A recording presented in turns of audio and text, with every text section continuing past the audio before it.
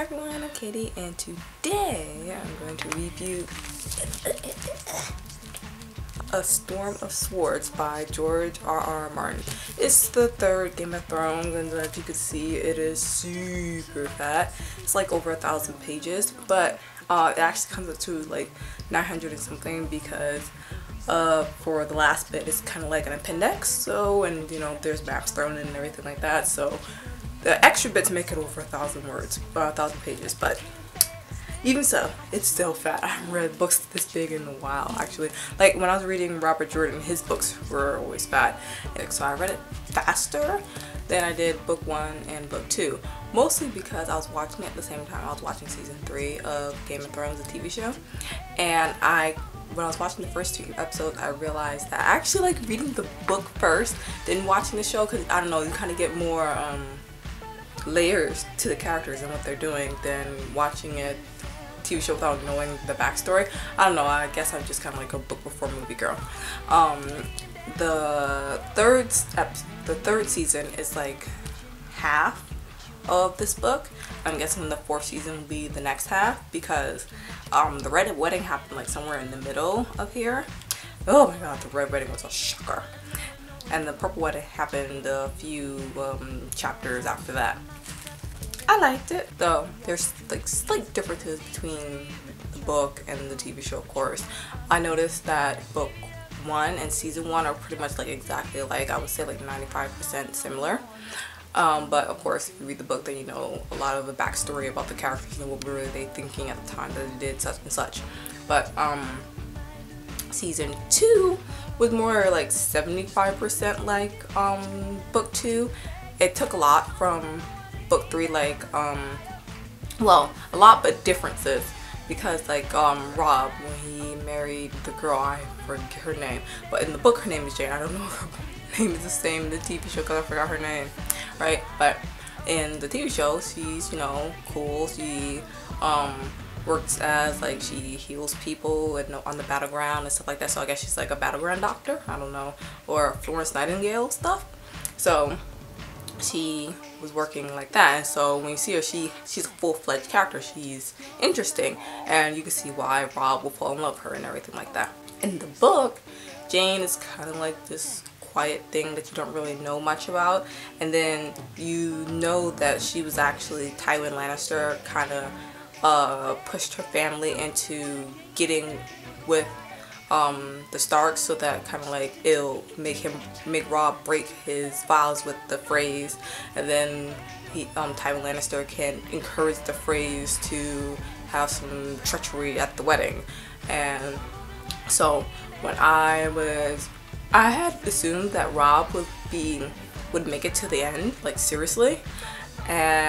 But you know, I should have known, this is George R.R. Martin, nothing is sacred. So, especially not a wedding. So when they had the wedding and everything like that, I was like, okay, they're gonna get married and yada yada. And then Arya and the Hound would make it to the twins, and then Catelyn and Arya would, you know, come together, you know, finally see each other after all this time, and then they'll know that the Lannisters don't really have Arya, and then Rob and his battle plans would come to fruition. They would take Castle Rock, you know, right? No such thing, right? So when they had their red wedding, I was like this. I was reading. La la la la la la la la la la la.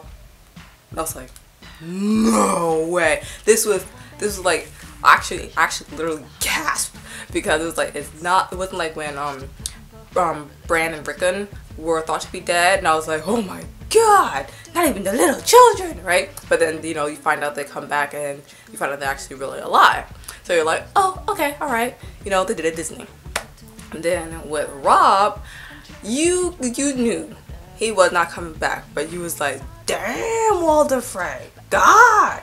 But anyway, and then Catelyn was dead too. In the book version, Walder Frey has this kind of like grandson who's a little slow, and she kills him instead of killing Walder Frey's 8th, 9th, 10th wife, whatever. And so it's I actually prefer the TV version, because when she killed Walder Frey's grandson or something like that, I was kind of like, well, that's not really, I mean, the son for grandson that he has a gazillion of, right? Okay, I know he has a gazillion wives too, but you know, that has more of an impact to me. The Daenerys, Sebastian, he was, in the book, he was pretending to be someone else because he wanted to see how, if, you know, she was going to act like a crazy Targaryen or she was going to act like, what's it called, a ruler Targaryen.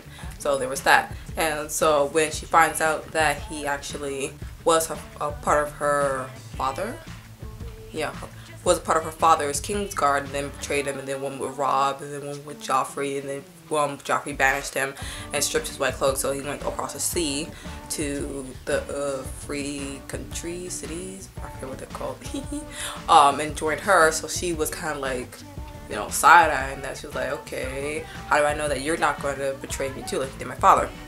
So it was a little more complex in the book than in the show, where he was just like, boom, hi, I'm this guy, and then they're like, oh, okay. And the guy, her Queensguard, the guy who would be liking her and stuff. I don't know if this is going to happen in season 4, but he gets banished in the book because they found out that he was actually selling secrets to, back to the Spider, and, you know, watching her and Viserys, and hoping to selling the secrets will help him get back home and stuff like that. So she was kind of pissed and she kicked him to the curb. So I don't know if that's going to happen in the TV show because I haven't watched season 4 yet. But I'm going to be catching up soon. I will finally be watching it and the season won't be over. Woohoo! I also prefer reading the book before watching the TV show because I can have my own image of the characters, even though since I'm watching the show pretty much really close to when I'm reading the book, it kind of gets all wiped away. But I prefer to have my own image of the characters first and then have the TV show characters go over it, even though sometimes I do not like a certain how a character looks. I do not like Daenerys, that guy who, the sellsword who came into their camp, who she be liking and stuff like that. His name is Darius or something like that. Anyway, I cannot stand how he looks. He looks like an ugly Fabio. But anyway, moving along. So, I liked it. I ordered the second book from the library. Okay, I should stop teasing. I got it from the library, and so it should be coming soon next week. Probably around the same time I have this video uploaded finally. Woo! So, I can't wait to read that. It's probably going to be like this big and oy. But anyway, I will read it much faster because I'm watching a TV show at the same time. Alright, check out Niko and Harm, book 1 and book 2 with Outside Chronicle, available at Smashwords and Amazon.com. Links down below. You can also follow me on Twitter and friend me on Facebook because I'm friendly. Bye.